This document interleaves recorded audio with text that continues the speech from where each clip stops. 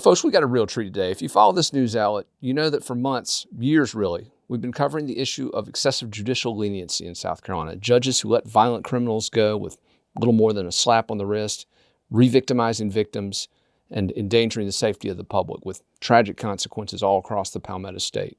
Today, we are fortunate to be joined by Representative Joe White, who has made this issue one of his top priorities as a newly elected member of the South Carolina House of Representatives. Representative White has a ton of information on this issue. He's going to share that with us. And we're also going to try to get him to talk a little bit about some of the drama that went down at the South Carolina State House earlier this week within the Republican Party. Representative White's had a front row seat to that. We might be able to get you to share a little bit of that. Yeah, we'll see. We'll see.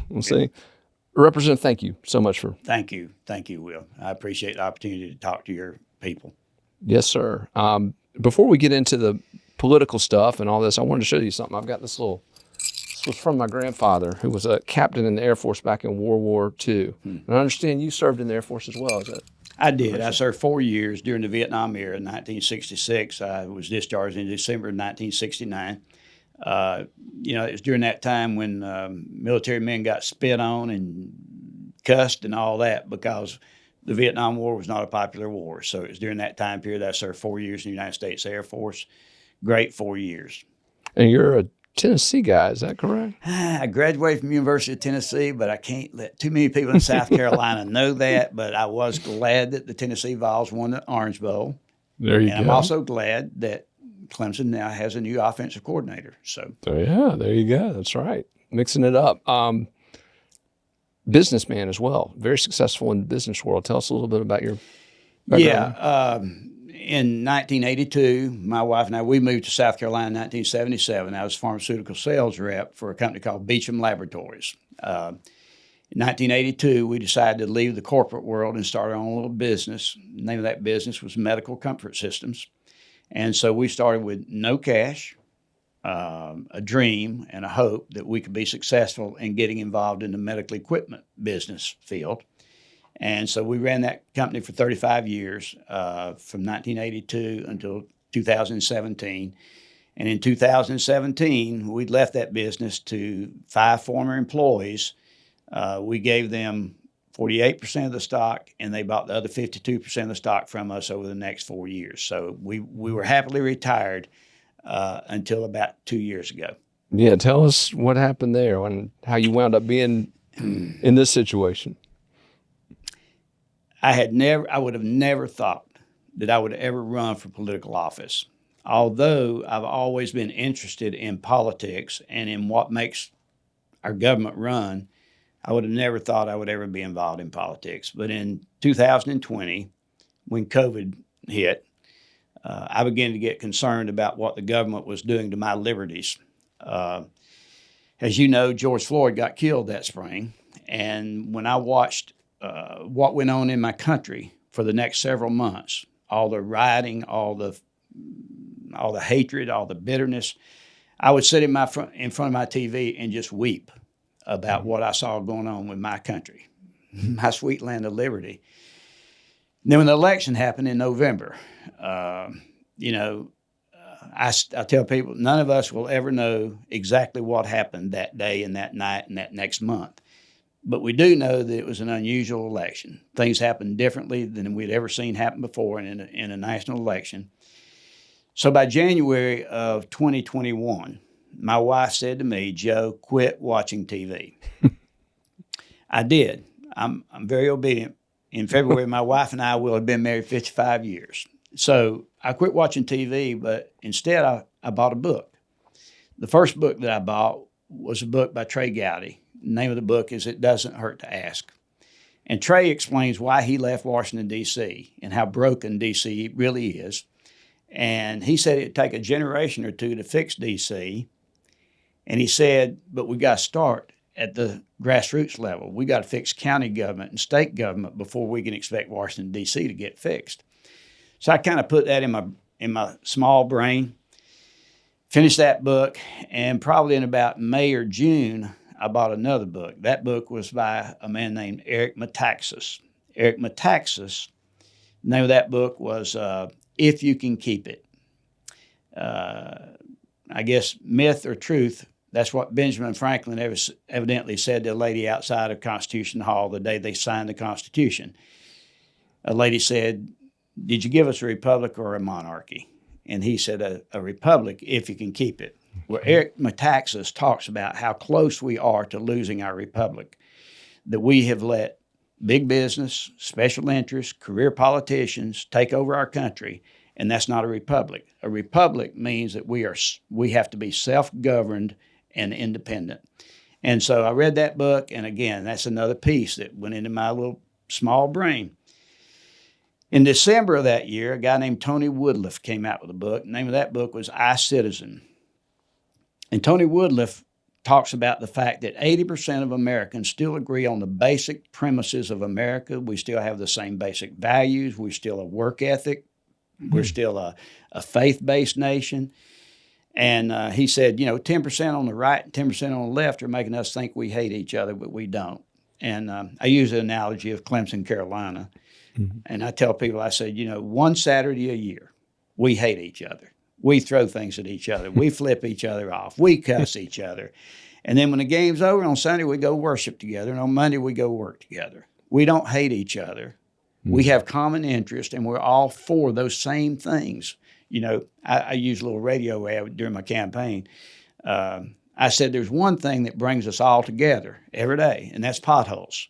We disagree on a lot of other things, but we all know that we need to fix the potholes. Especially in South Carolina. My goodness, it's bad. So after I finished that book, within 2 days of me finishing that book, the state newspaper reported that my state representative had been indicted. Mm-hmm. So all that stuff is in my head, all that happened in 2020 and what was going on, me reading the books, and then my state rep getting indicted. I spent 4 months trying to find somebody to run for political seat. For the Newberry seat. I did. And I had a little sign that I was handing out to people, and it says, if not now, then when? If not you, then who? One morning I'm sitting in my easy chair listening to my favorite direct TV station, 853, which is easy listening instrumental music, and I'm leaning back and I'm looking at that sign. And it says, if not now, then when? If not you, then who? And it really struck me that morning. I get emotional every time I think about it. You've been giving that out to people, but then it came back on you. So when my wife got up that morning, I said, Linda, I think I need to run for this seat. And she said, do what? And I said, I don't know. There's something that's telling me I need to do this. So we began to pray about it. Within 48 hours, she came to me and she said, Joe, I think you do need to run for this. I think you're the one that needs to run for this. And so I'm one of those people that when, there's a scripture that says when you put your hands to the plow, don't turn back. Mm-hmm. And so once I made that decision, I was going to run for this. I have to back up. During January, I went and talked to my state rep.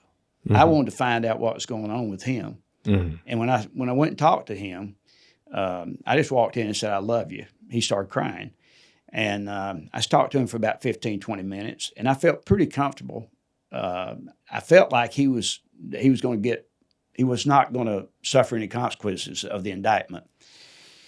But then in February, I began to hear a rumor that another person was going to get in the race. And so I went back up and talked to him a second time and told him that I'm going to get in the race too. So prior to that discussion I had with my wife, all that went on. So actually in March, when it came the day to actually file for the seat, that was a Tuesday, I went and put my $208 down. On that next Friday, a man called me. His name is Alan Jenkins. He's from Whitmire. Mm-hmm. He said, Mr. Watt, I'm thinking about running for this seat myself. Could we meet for lunch? So that was the Friday after the Tuesday. We met for lunch, talked for about 45 minutes, and Alan said, Mr. Watt, I'm not going to run for this, but I'm going to support you. Wow. And he said, I've got a group that meets in Whitmire every Saturday. Would you come and talk to my group? Yeah. I said, what time you meet? He said, 7:30. I said, I'll be there in the morning. Well, I went. That group happened to be a prayer group and a Bible study group that was meeting in the basement of First Baptist Church in Whitmire. They interrogated me for 2.5 hours. They want to know everything about my past, my business, my faith, my family. Wow. At the end of 2.5 hours, a lady looked at me, and she was crying like a baby, and she said, "Mr. White, I'm so glad we got to meet you today. We've been praying for you for 2.5 years. We just didn't know who we'd been praying for." Wow. That began my campaign. That was the first week of my campaign. Not a bad endorsement. Not a bad endorsement. That's how I got involved. So you win the Republican primary, and in that district, obviously, that's it. That's the ball game. There's no credible Democratic opposition in Newberry. So you're in. Tell us about this. Obviously, an organizational session back in December after the election, but tell us a little bit about what you've seen since taking office, and was it what you expected? Is it worse than you expected? Give us a little background. That's a leading question. I had no real expectation, to tell you the truth. I mean, I'd never been in politics before in my life. Never run for office before in my life, so I didn't know what to expect. To me, it was just kind of a new, fun experience to be down there at the State House. When I ran for this, all I knew was the salary was $10,400 a year. I didn't know you had an office. I didn't know you had a parking space. I didn't know you got state health insurance. I didn't know anything. Yeah. All I thought was, I'm going to get paid big bucks, $10,400 a year. And so for me to find out along the way, well, there's also this, and there's also this, and there's also this. I mean, to me, it's like a kid at Christmas. Sure. Open up a new gift every day. Mm-hmm. And yes, we haven't even gotten to all the parties you get invited to. And, and I was in 3 Christmas parades. The thing that shocked me the most was how many different people and organizations will call you and ask you to come somewhere and either speak or be in something. And, I didn't think the time commitment, I mean, my December was shot because I had to go everywhere every day to just, I'm the representative. Now. So anyway, but then December 6th, we had our first official meeting, organizational meeting, where we elect the speaker and the speaker pro tem and all the officers of the State House. And that day we did have our first Republican caucus meeting. And so there were things that went on there that were surprising to me. Okay. And really not at liberty to talk about those things, except just to say that I was surprised at that first meeting. Some of the things that went on. That's all I can say about that. So, Fair enough. I know that those meetings are confidential. Right. And in fact, we had a conversation with one of your colleagues in the House, Adam Morgan. Okay. Who declined to discuss a more recent meeting that was held at the Palmetto Club here in Columbia, South Carolina, regarding the dispute within the caucus. Anything you can tell us generically about that dispute? It seems like there are some conservative members who in the past have raised issues publicly that may have embarrassed some of the more moderate Republican members, and they're tired of being embarrassed and are trying to muzzle some of you guys. Is that about it? I've read your news accounts and other newspapers' accounts of what has been going on behind closed doors. And I can say that most of what I read is fairly accurate. Mm-hmm. But there are some things that are being said that are totally inaccurate. Okay. Both in your publication as well as other publications. The more you look at social media, you see an awful lot of inaccuracies about what has gone on. Let me just say this. And maybe we can get on to the subject of crime, law enforcement, and judicial. But we'll get you off the hot seat in just a sec. So, I'm a solid faith person. Have been all my life. Well, not all my life. From the time I was 9 years old. There's a story in the Bible in Genesis about Jacob and Esau. And all my life, I lived by the principles of that story. Jacob was a smart guy and a conniving guy. And he took advantage of Esau's hunger pains. And Esau ended up selling his soul for a bowl of soup. Joe White is never going to sell his soul for a bowl of soup. And I said when I was campaigning, you can't buy me, you can't bribe me, and you can't seduce me. Look, I'm a 77-year-old man, for the first time in my life, I ran for a public office at age 76. I wasn't originally from Newberry County, so I heard he ain't from here. Mm-hmm. I heard that I was not a Republican, even though I've been a Republican since Barry Goldwater. Oh, wow. Nobody I ran against even knew who Barry Goldwater was. I was told all kinds of things during the campaign about who I am. All I can tell you is who I am is I'm a person that once I commit to something, if I tell you I will do something, I will do it. If I tell you that I will sign something, I'll abide by it. If I tell you I won't sign something, I won't abide by it. I'm not. God gave us 3 unalienable rights: life, liberty, and the pursuit of happiness. If you try to take any of those away from me, I'm willing to die for them. When I held up my hand, went in the Air Force, pledged to uphold the Constitution of the United States, I meant it. I'm willing to die for my freedom. And that one of those freedoms is that First Amendment, right to free speech. So anything that keeps me from being able to express myself freely, I will not be for. And so I continue to hope, I continue to pray that this thing does get resolved. Mm-hmm. And I hope and pray that at some point, everybody will understand everything that has gone on. But at this point, I think it's still a pretty difficult subject. I'm sorry that I can't say a whole lot about it, but I think I made myself clear that I believe that if you try to take any of my rights away from me, I don't need a bowl of soup. Absolutely. You know? Well, and I appreciate, look, if you gave your word on a confidentiality thing, I appreciate you not sharing what happened behind closed doors, and that proves you're a man of your word. And I will say this, and maybe we'll have you in the chair another time to talk about it, but I did hear a report from some of your colleagues that indicated that you were very stern in your convictions that you've just expressed as it relates to some of these meetings. So maybe we'll get the full story later. I've heard people say that as a freshman, I was pretty bold. I've heard the same, very bold. But well, let's get into the meat of what we want to talk about today, because and I wanted to pull this up. You brought some props with us here today. Tell us a little bit about. We've got a chain here. This chain has 10 links in it, and I've got a little thing that I hand out that shows what each one of those links stands for. In our crime, law enforcement, judicial system, you got 10 things that are involved. The first one is the victim. Let me back up.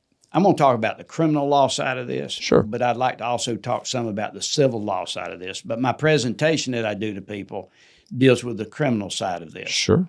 So the first link in my chain is the victim. Mm-hmm. Sometimes the victim is the weak link. Mm-hmm. I use abuse. Police get called. Somebody's called 911. I'm getting whipped in my house. It can be the male that's getting whipped or the female that's getting whipped or one of the children that's getting whipped. But they show up and the police go into a dangerous situation. They arrest somebody. The next morning they show up at magistrate's court and the victim says, don't want to do anything to them. Right. So the victim became the weak link. Mm-hmm. And often not their fault for that, but that's right. But the outcome, But that's one of the links is that victim. The second one is the suspect. Sometimes the suspect is the weak link because the suspect knows more about the law than the person that's trying to arrest them. Mm. When you get repeat offenders, and I've sat in on bond hearings and I've sat in on plea bargain hearings, you'd be amazed at how smart some of the suspects are. Mm-hmm. They will tell the judge what their rights are. When the judge is maybe trying to violate their rights, the suspect will say, wait just a minute, got to tell you something. Mm-hmm. So that's the second piece of the problem. The third one is the arresting law enforcement person, especially in rural sheriff's departments, rural city police departments. Many times our officers are not well trained, mm-hmm. and they fill out paperwork bad, And if they fill out paperwork bad, it's thrown out. Okay. That's right. Next one is you have to do an investigation of the crime scene. And many times we have bad investigators to investigate the crime scene.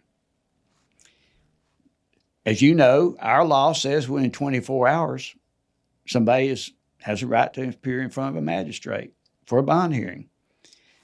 So the magistrate is one of those links in that. Mm-hmm. Depending on how that goes, we put a bail bondsman in there. So the bail bondsman can be the weak link.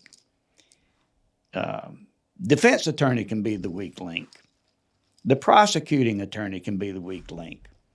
The solicitor can be the weak link, or the circuit court judge can be the weak link. Now, I've got this little comic book thing here that I like to use, and it's titled Amazing Tale of a Flawed Justice System. And that guy on the front is Pete, the crime repeater, and I say he wins 95% of the time. Okay. If you'll open that up. I like this. Okay. I illustrate the crime scene. Now, who drew these? This is good. Some guy in Irmo. No, he's actually in Chapin. I'm sorry. This guy's got to be our political cartoonist. He's good, That's good stuff. He's good. I like this. Yeah. And so there's the crime scene. There's the arrest. The officer makes the arrest. And like I said, within 24 hours, he's got to appear in front of a magistrate. About, I'm going to say probably 90% of the time, the magistrate releases that person on personal recognizance. Mm-hmm. Sometimes with an amount, sometimes without an amount. But anyway, so let me start by talking about that magistrate. Most people in South Carolina don't know how we appoint magistrates. That's true. The Constitution says that the governor, with the advice and consent of the Senate, will appoint magistrates. That is what it says. It's not how it works, though, is it? No, it's not how it works. What happens is the senator tells the governor who he wants to be the next magistrate, and the governor says, okay. Correct. Now, let's go down that trail, just a short piece down that trail. If you got a solid, tough senator that wants law enforcement and wants crime to stop, he might find somebody to be the magistrate that thinks that same way. If you got a senator who wants to take advantage of the system and wants his friend to have that magistrate's job so that he can call his friend when he wants to and get... So weak link. Right. So I've actually put a bill in, freshmen aren't supposed to do that, I guess. But anyway, I put a bill in to try to change that system. I'm saying that I want the senator to submit at least 2 names to the governor, and the governor make a choice, and if he doesn't like either one of them, say, I don't like either one of them. I want the governor to take responsibility for appointing magistrates. Would be nice. I'm tired of senators, some good, some bad, being the decision maker on who our first judge is in the whole process. So, and not only senators, many of these senators are attorneys who appear before these judges. So 30% of our state legislature is attorneys. 2% of the employed men and women in South Carolina are attorneys. Representative government, you would think maybe 2% should be lawyer legislators, but that's not the case. It's 30%. And as you know, and we'll get into that in another page here, as you know, when you get above magistrate, there's a little thing in our Constitution that says Judicial Merit Selection Commission will approve people for the general legislature to elect. One of only 2 states in the country that does this. Yes, and Virginia has quit doing it for some of the higher offices. Okay, we're still the only one that, starting at circuit judge level, lets the JMSC appoint. And the JMSC, make sure our readers know, dominated by lawyers. Dominated by lawyer legislators. You can call it domination, but it's only 8 out of 10. Right. So if you call that domination, it is. Okay. There we go. So, and I have some thoughts on that of what I wish would happen with that. I know I disagree with Will on this one piece. Will thinks we should have general election, I think, for the judges. And I think that since the Constitution has JMSC in there, I'd rather work within that system and just say that the House and the Senate should decide how that needs to be composed. Sure. In other words, I think there should be somebody on the JMSC that represents law enforcement. I don't care if it's an attorney or if it's a retired sheriff. I don't care. I just think somebody on the JMSC should be in there saying, I stand up for law enforcement. I think there should be somebody on the JMSC that stands up for the faith community. Sure. When we talk about civil court, sometimes the faith community is not getting a good shake because there's nobody on that commission that cares about the faith community. I think there should be somebody on there that cares about education. I think there should be somebody on there that cares about commerce. But instead, as you said, we've got, you didn't say it, you said it's dominated by lawyers. And right now there's only 8 attorneys on there out of the 10. And as you know, 5 are appointed by the state house, and the other 5 by the Senate. And I can't name names on there, but there are people on there that dominate that JMSC, and both of them are defense attorneys, and both of them are powerful defense attorneys. Fair enough. But you and I would probably agree, though, it's less about the structure. We care about the outcome. Right. We're sick of seeing these career criminals constantly turn back out on the streets over and over, re-victimizing, re-terrorizing, killing Since you mentioned people. that, can I show you something? Yeah, please. When I first started running for this office, this probably is, it is no doubt my number one frustration with South Carolina government.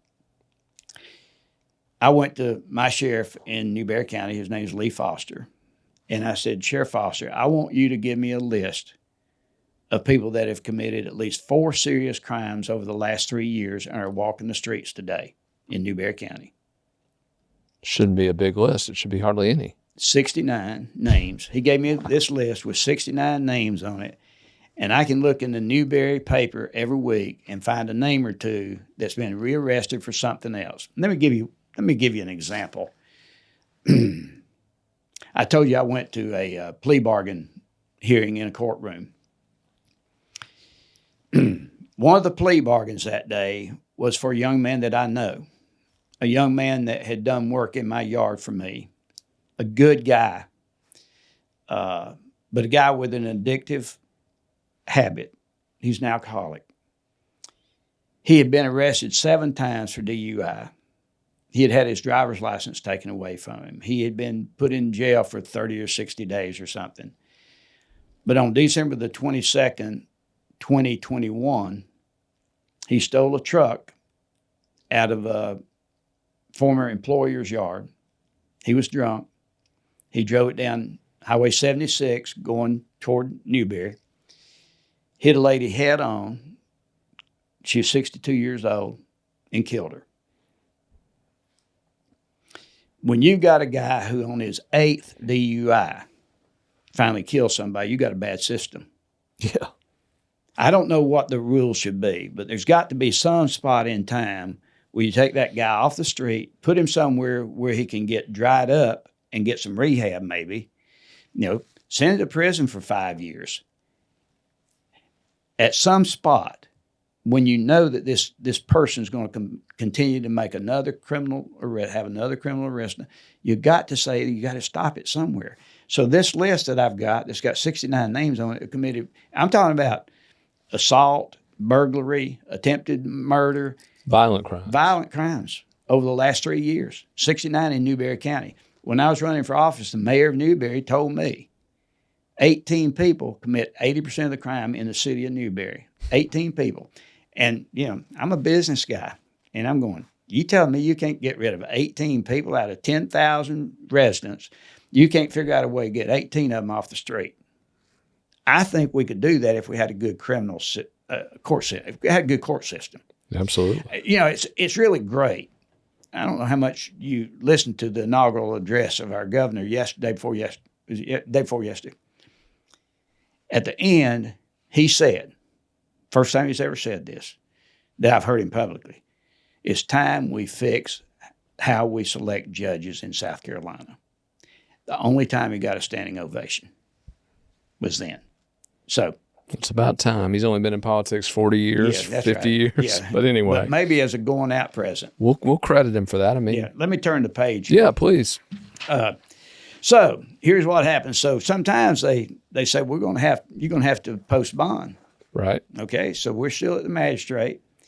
He posted bond amount, and he may say, well, it's $50,000 bond. So what does this guy do? He goes and gets a bondsman, right? Another link in the chain. Yet another link in the chain. What's the state law say about a bondsman? It says that you have to give that guy 10% of whatever the bond amount is for him to get you out of jail. Do you think that's enforced in South Carolina? I would hope so, but I'm guessing it is not. It is not. If I'm a repeat offender, I go to my bondsman, and he says, give me $100 now and $100 a month. Sign this form. So you get out, you've got a $50,000 bond. You're supposed to come up with $5,000, but you come up with $100 or whatever he says, whatever the bondsman says. Governor McMaster last year began talking about this problem, the bail bond system that needs to be fixed. But like I said, day before yesterday, the first time I heard him say we need to fix the system, the whole how we elect judge system. But he's been on this bail bond system for a long time. And so what happens to that bondsman? He posts the bond, so the guy's out. Now, let me ask you a question, and I do want you to answer this. If you got a magistrate and a bail bondsman and a repeat offender, who in that triangle benefits from this system? This guy who keeps on committing a crime and then goes back to the bail bondsman and gives him another $100 a month. Who wins? The bail bondsman making money. Bail bondsman making money, isn't he? A lot of money. So they love these people. They love these repeat offenders. Mm-hmm. They love the magistrate letting them back out because in 3 months they're going to make some more money. It's another payday. That's right. You talk about a weak link. That bondsman. Yeah. I will that's say a great point, and that's one that is often overlooked in this process. When we focus on the judges, we focus on certain solicitors who aren't as tough as they should be. We focus on all these other parts of it, but the bond problem, it's a big problem. Yeah. So let's go to the next page, and the magistrate says, man, you're a bad guy. I think you would try to get away from here. I think you're dangerous. So no bond for you, buddy. So then what happens? He has to hire an attorney now. Okay. Doesn't have a bail bondsman. You got to get that attorney in there. And so the attorney is going to go in there and try to get that no bond changed. How do I say this without it being too bad? The pressure from the top of our judicial system right now is intense on both circuit judges and magistrates to do as low a bond or no bond as possible. It got exaggerated during COVID because they didn't want anybody to have to go to jail. And so during COVID, they started just really making it lax. But since COVID's over, it seems that the judges and the magistrates have kind of enjoyed the system that got put in place during COVID. And so it seems like the bonds are being reduced a lot. And even if a magistrate does a high bond, it seems like that's being overturned by somebody above them a lot of times. So, but anyway, the attorney gets involved. So now you got somebody else that can make money off this guy, right? Right. The bail bondsman could at that first level, but now we've got an attorney that might be able to make some money off this guy. And so you get this repeat offender and his attorney now benefiting from this system. Okay? So what does the attorney do? Next page, he says there's a flaw in the investigation. You can't keep my guy. There's a flaw. So what does the circuit judge have to do now? Found that flaw. Bad investigation. So that guy's free again. Oh, Pete the repeater. The other possibility is we actually get to the point where everybody understands Pete's guilty. So the solicitor has to decide, do I prosecute this case or I plea bargain this case? Now, I'm a big proponent of plea bargain. Absolutely. I think it saves us a lot of money. I think it's the right way to deal with an awful lot of the crime. But if you start looking at how lenient some of these plea deals are, you start wondering, why are they so lenient? Well, I said that prosecutor. Our solicitors sometimes have very ill-equipped attorneys to prosecute their cases for them. I had an example in Newberry County where one of the prosecutors, when I met this person, I went home and told my wife, I said, there is no way that person could win a case in front of a jury. They just don't have the, the personality, the pizzazz Gravitas. to convince 12 jurors that somebody's guilty. When you have a weak prosecutor, you're always going to get a weak plea deal. The defense attorney knows this prosecutor is weak. They're not going to be able to win this case. They know that they're not going to be able to win this case. Therefore, instead of getting a 5-year sentence, I'm going to get, instead of it being a felony, I'm going to get it be a misdemeanor instead. So when you got weak prosecutors, you're going to get weak plea deals from the solicitor's office. So that's another link, is that whoever the prosecuting attorney is that works for the solicitor's office is just another weak link. Then finally, my last page here, you finally get to the point where this guy has lost every piece of the way. So we finally got him locked up.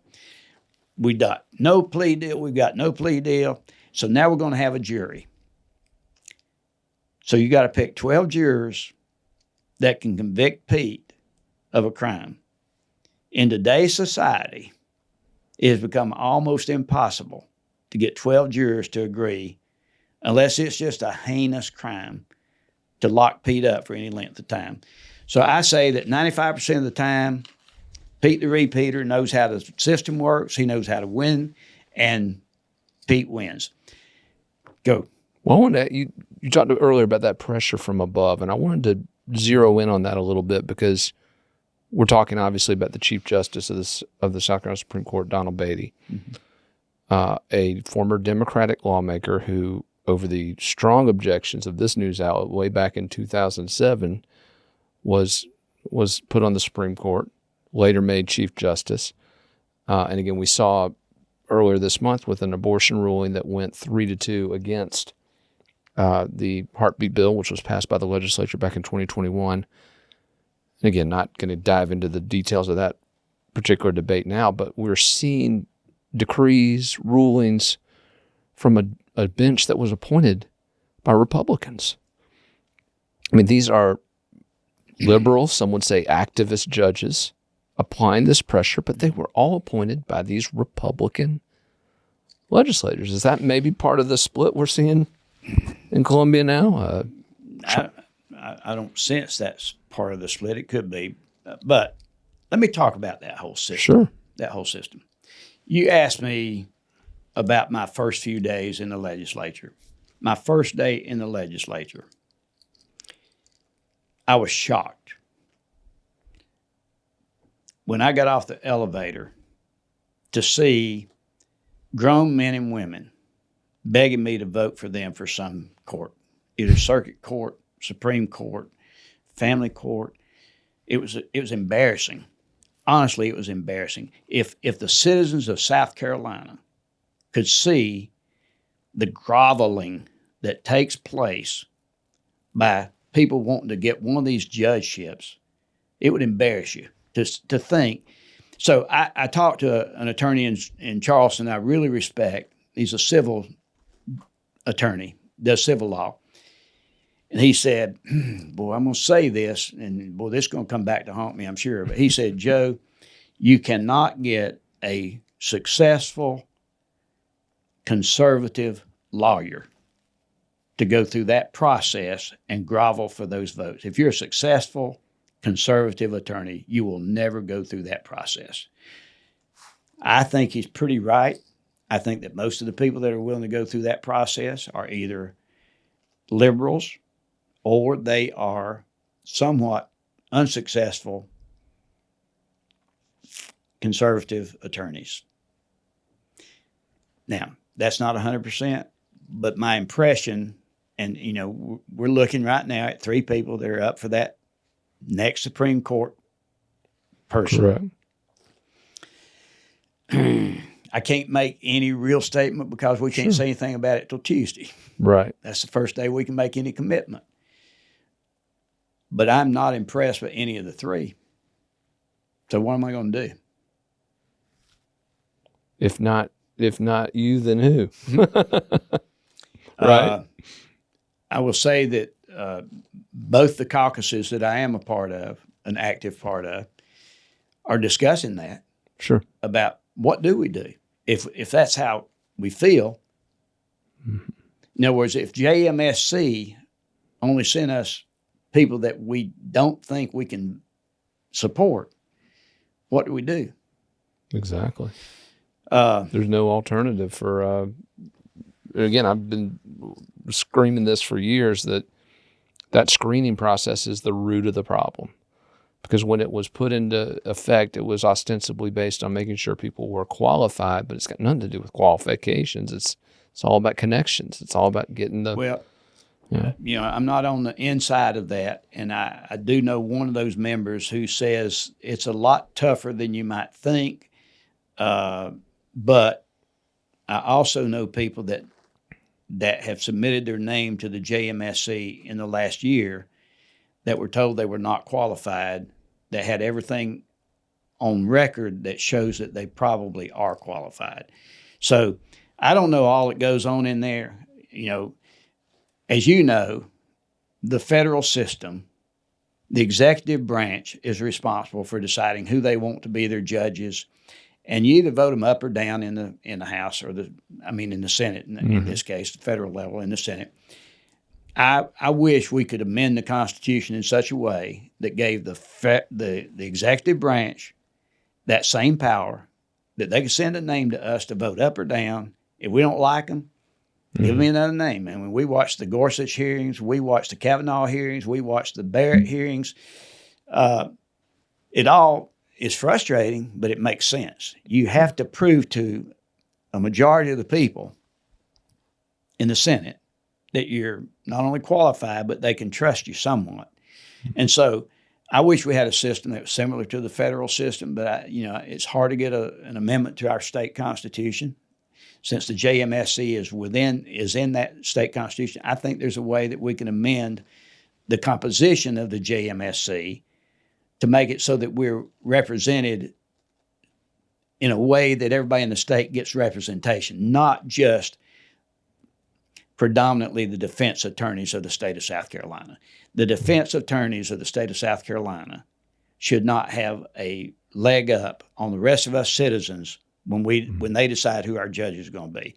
The citizens of South Carolina should have the leg up, which lends itself to what you believe in, which is general election.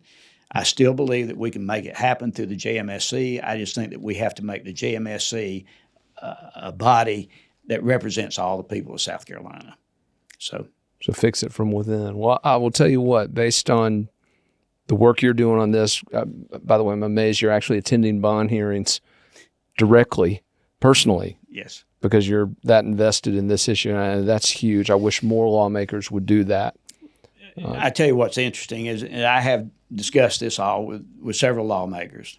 All of them, everyone that I've talked it over with, none of them have ever known exactly how the system works. When I started running for this, I talked to magistrates, I talked to defense attorneys, I talked to prosecuting attorneys, I talked to circuit judges, solicitor, sheriff, police officials, investigators. I talked to everybody I could talk to because I want to get my head around how this whole thing actually works. I didn't want to just go in there and say, well, I don't like the JMSC, or I just don't like this. I wanted to. So I have gone to bond hearings. I have gone to trials. I have gone to, I've tried to put everything I can into figuring out how this whole thing works so that at least I'm confident in knowing how the system works. Absolutely. And so that's the reason I really appreciate the opportunity to come and talk to you about this. I know that we're on a similar page, and I appreciate all the work that you do. And the problem, as you know, is only you and Post and Courier ever say anything about this, and it's hard. You know, the problem with crime is we don't worry about it until it affects us. You know, Right. until your daughter gets raped, you don't worry too much about the rapists that are out there every day. Until your house gets robbed, you're not too worried about the robbers out there. But when it happens to you, then you say, well, what's going on? Well, what's going on is we have a bad judicial system. That's what's going on. Well, absolutely. And one thing I will say that, you know, we may have differences on how we think it should be fixed, but our goals in fixing it are absolutely the same, which is to make this system fair again, make it accountable again, Right. make it transparent, and again, hold the people who are making these decisions accountable for them, which right now we're not doing. And Representative, I'm thrilled you were willing to come in and share all of this with us. Can I share with you? We'll keep this too. Okay, yeah, yes, sir, I'll give please. those away. Can I share? I made those, by the way. Oh, Can I share anybody that would allow me to come and talk to your civic group, your church group? I don't care who it is, anywhere in the state. If you let me come and dialogue with, I don't care whether it's 5 people, 10 people, or 1,000 people. Well, tell us your best email. We'll put it up on. Okay, on the my email, I'm going to give you my private email, not my house email, because I hadn't even looked at that house email yet. But my private email is mcsjoe1213@AOL.com. I get laughed at a lot because I'm still an AOL guy. About to say you're kicking it old school, man. But that's, did you get that? We got it. mcsjoe1213@AOL.com. It's up on the screen now. Yeah. Okay. Thank Absolutely. But and we appreciate you sharing this with us, taking the time, and please keep us up to speed on bills that you're filing related to this, conversations that you're having to the extent that you can with others about this issue, because I know that you've had a number of talks with some of these lawyer legislators wanting to, again, hear their side of it too, which I commend you for being willing to do that as well. Yes, I have. It's an important dialogue, Representative. I'm glad you're leading the fight on it. Thank you for visiting us. Thank you. Appreciate the opportunity. Yes, sir.